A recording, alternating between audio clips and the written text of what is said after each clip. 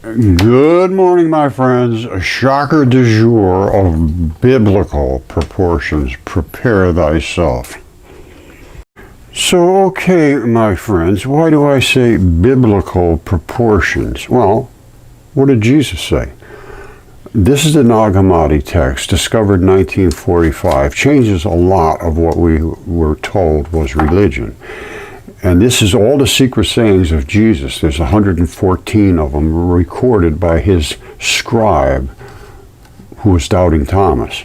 And this is 56. Jesus said, whoever has come to know the world has discovered a carcass. A carcass.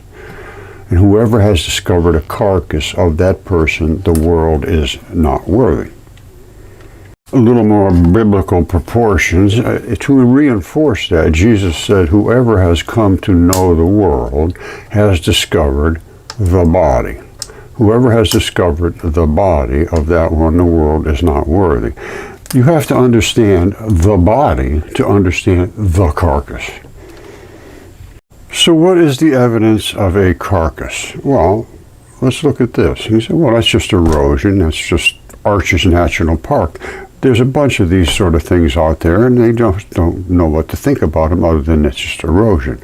I say this is a strap, that is a ball, and there was lots of them, and the straps broke because they were weak. This is another ball right here, and its strap ran up to there, and it broke off, and that's the core of the strap. Can I show you this in biology, in the body, as Jesus would say? Happens to be, I can. This is what's called a ponerosis tendon. Very, very tough, nice stuff to work with. These are the straps that come out, and they go through these little holes. You see them? And the ball that's on the end of this strap, that ball right there, is supposed to be locked in there. This is an injury. That's ripped out. That ball should have never come out of there. Now, so it would be, most of the way up that ball would be secured into that, which I will show you again at arches. Now, this is the arch. That's the arch right there, and the ball is on the other side, and the tendon has eroded away. So all we see is the arch coming down into the bottom, and that is a ponerosis tendon. Don't forget, you see them, boom, boom, boom, boom, right in a row. There's a whole batch of them like this. And then this flat part pulls in and out as they go through these Chinese finger traps, they call them. And it goes through there, the tendon pulls up, and this thing can slide back and forth in that slot. That way there your tendon can move and stretch and go only a certain distance. Once it passes that distance, it pulls out. Okay, so these are the Arches National Park, and now there's another type of tendon that's called a rope-style tendon. Let's take a look at that. All right, this is a rope-style tendon. That's the anchor, which in this case is an Achilles tendon, and that's the anchor ball, and that's the bottom of the heel, and that the proximal distal. Distal just means farthest away, proximal means towards the source. Now, you see that little wrinkle right there? See that little wrinkle? I'm going to show you why that's important to understand. That is a weak zone, and that's where the tendons snap. When if you exceed, again, the tendons only move a little bit. You exceed that, they rip. If that rips, you in trouble. Now remember that, because I'm going to show you these little fibers. You see all these little tiny fibers? Those are tough. That's what is the tension, the springs and the strings in your step. So don't forget, Jesus said the earth is a corpse, and you have to understand the body to understand the corpse, basically. And this is all corpse, and this is all body. So if you had something like this, and it was gigantic, what would you use it for? Well, maybe you'd make walls out of it. See, maybe they make walls like this, and then they just snap off those little things, and they cut these pieces out and just bring them down and slam them together because they were still wet when they did it. So they just fit together absolutely flawlessly, and they were just chunks of tendon, in this case ponderosa's tendon. And I will show you how they worked with the other tendon as well, because they use that as building materials also. Here's some more of ponderosa's tendon with the straps broken off. Everybody's wondered about these bumps. Okay, so we've seen the ponderosa's flat tendon. We've seen they made walls with them, as far as I'm concerned. And this is a test wall, it appears to me, what they would do to deal with these different styles of tendons. And here they scraped them and so forth. This I don't know what they're doing here. This is the tendon bumps, and this is where it's stripped down, and they come in a little blocky flat sheet like that, all blocks. It's very amazing. It's all blocky coming up. All right, now this little area right here shows that these tendons, the straps had a little spot here. Now this one, I think they like pinched it a little bit, and this one, I don't know what they did with it down here. But this is the key. It looks to me like, why would you build a wall like that? Just think about it. It's to me, that's a test wall. But I could be wrong.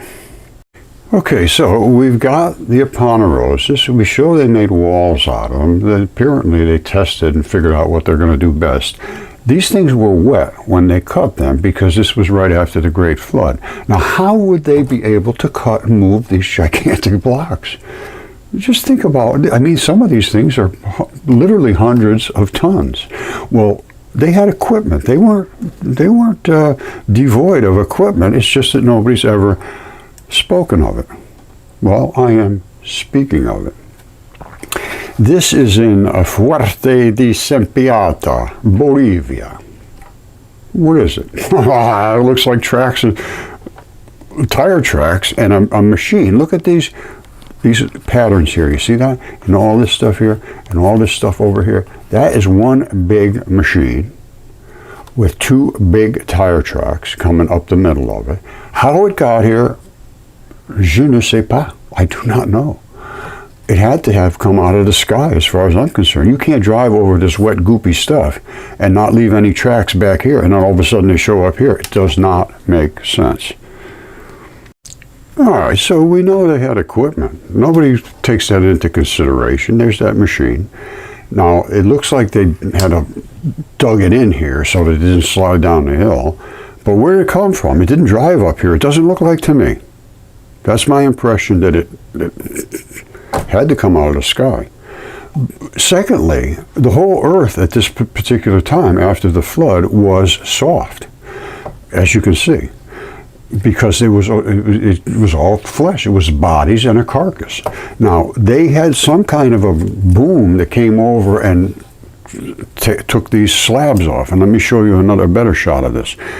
That's how they took them out. They just cut them with some kind of a cutter. And then how they transported them, I don't know. Now, they didn't just have this kind of a vehicle. They had something with four-wheel drive tires, too. This is the same time. This is from the same era. You see that tire track going right there? These are the little, it's like one of those things that has lumps on both sides, like a moon rover or something. And they knew they were dealing with soft stuff. That machine, or that, whatever it was, you see it digging in here? That's a tire track. They had equipment here, and they built walls, they built all kinds of stuff. Now, the other thing I want you to remember is everything I'm showing you is up on the top of the surface of the earth. It's not 50, 60, 100 feet deep. It's right on the top of the surface of the earth. This is very, very, very recent. Okay, enough of the ponderosa's tendon. These are the rope-style tendons, ligaments, and so forth. And they have a bunch of little tiny balls with tiny little straps, and they can invest into muscle and so forth, but they also invest into bones. All right, tendons, ligaments. All right, now, those have a rope to them. Let's take a see. What would they do with that rope? That rope was pretty good. The kids love it. Okay, so let's see what they did with the rope-style tendon. This is one right here. they had machines working on these too, cutting slabs. I don't think an average guy could come up here and chisel that away. And what would you do? How would you get it out of here? This is very, very confusing. Now, you see that same, whatever it is, moss-looking stuff that's growing there, lichen? That's growing out of blood, literally. You see the crack here? Anytime you see a crack, you're going to see, normally there's going to be some blood in there. And that's what it is here. And I'll show you the ones that the kids were sliding on, the same thing. I didn't show you the kids sliding yet, but this is a tendon, and they used similar ones as slides over the course of many, many hundreds of years, I'm sure. Where are the kids sliding? Here they are, right here, look. That's a tendon. These are the straps in the tendon, and they've just keep sliding down it, and it turned into that. Now, you see this? This is important to understand, the little details. You see that little green here, a little green right in these cracks? Why do you think the green is growing in there?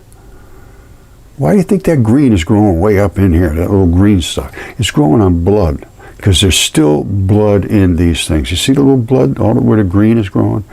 That's the key. Blood, any kind of plant life loves blood, especially moss. And lichen grows on vein blood, artery blood grows the green stuff. Okay, so once again, they're cutting these and they're building walls down here. Why? I'm not sure. I looked at those walls. I'm not certain, but I'm not certain. I have no real clue, to be honest. This is the tendon. Now, let's take another look at that from here. You see? That's the same tendon, basically. And you see what's growing? They made all these walls down here from all of these blocks. Now, when they cut these, they were wet. As I showed you, that machine sunk into them. There was no question whatsoever they were wet when they were excavating them. And how they got them down here and put them in position, I don't know. But they would be just like chunks of putty. Bloop, bloop, bloop, bloop. And they just fit together. You can't put even a piece of paper between these. Plus, because they're so erratically shaped, they hold up very, very well during earthquakes. Okay, so we know they were building walls from the Ponderosa style with the bumps. And like this here. And there's that lichen again growing. Now, what did they do with a muscle? All right, I think this is pretty much tendon as well. However, this one spot right here, this is this spot right here.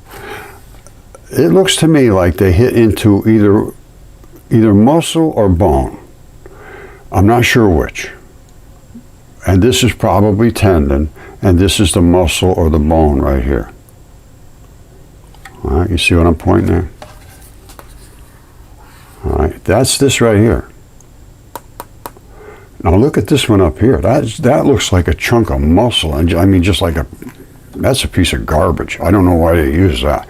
This is the end of town that they didn't care much about, it looks like to me. Because this, look at it, this is the trash end. Look at this one up here, it's just a mess. But what were these walls doing? Were they protector walls? Were they step walls? So that they had to breach a wall at a time? I don't know. I have no idea. But when you look at them, I don't know. What do you make of that?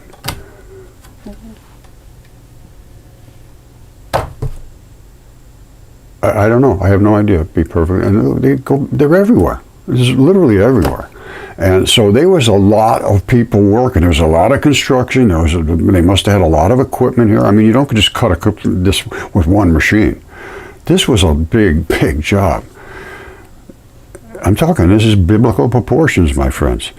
And we really don't know our history at all. Let me just put it that way. I'm not going to go dig into it deep today, but we do not have any clue about our past because we are enlightened.